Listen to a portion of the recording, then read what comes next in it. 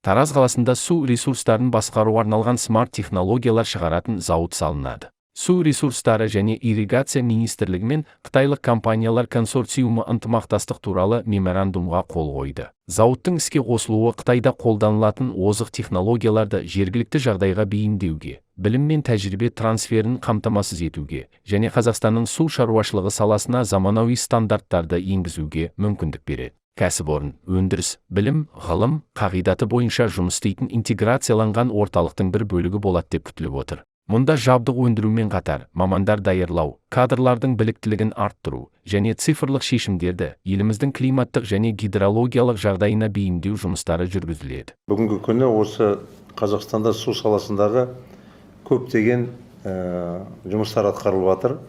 Оның ішінде ирригация жүйелерді бірінші кезекте қалпына келтіру, бірақ міндетті түрде сөйлде цифрландыру және ақпараттандыру элементтер болу.